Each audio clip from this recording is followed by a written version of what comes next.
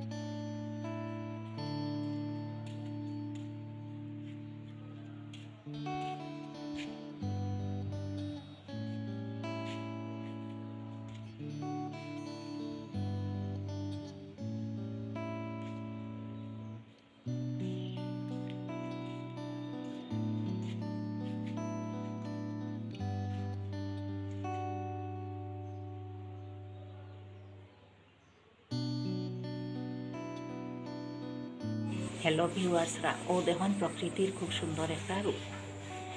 আকাশে মেঘের একটা টুকরা বা দুইটা টুকরা বলা যায়। দেখুন আমি উঠে গেছিলাম মাছও ট্যাঙ্কি দেখা, যদি মাছ দেখা যায়, কিন্তু মাছ এটা সব নিচে জলের নিচে আমি আর দেখলাম না। এখন যাই ফাঁকগড় দিয়া দেখি কীটা করা যায়। ফাঁকগড় দিয়া আমি পপকর্ন মানে মশলা দিয়া বাজি, তারপরে যখন যখন কিছু মানে বিক্রি আর কি, তারপরে আমি আমরা সবাই যখন যখন একটু খাই।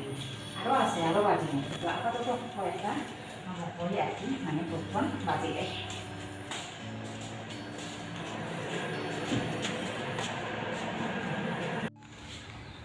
একটা শুকনা প্যানের মধ্যে আমি কয়েকটা মকই দানা দিয়া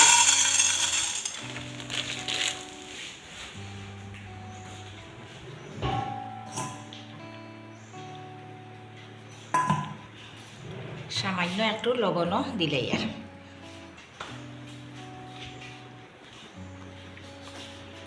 এখন আমি বাজিব, দেখবা কীরকম মকই ফুটিয়ে ফুটিয়ে উঠব, ফুলের মতো সাদা সাদা উঠব, দেখবা সবাই। আমি প্রথমে একটু ডাকা দিয়া দিলেই আর, আবারও আমি নাড়িয়া সারিয়া দিয়া গরমর মকই দানা আস্তে আস্তে ফুটব, আবারও ডাকিয়া দিয়া। ও দেখুন একটা দুইটা করিয়া ফুটে, ও দেখুন কতটা ফুটে। ও দেখুন শব্দ পাইটানি কীরকম মকই দানা ফুটে। ও দেখুন সব মকই দানা ফুটিয়া কতটা মকই হয়েছে, খুব ভাল লাগে দেখতে। আমরা তো কই মকই দানা, আবার ইংলিশে কীটা হয় পপকর্ন, ইংলিশটাও ভুলি গেলাম রাঁধতে রাঁধতে। পপকর্ন ও দেখুন কি সুন্দর লাগে দেখতে, খুব সুন্দর লাগে নানি। দেখুন মকই বাজিয়া বড়ি রাখছি একটা ডিবির মাঝে, যখন তখন খাওয়া যাইব।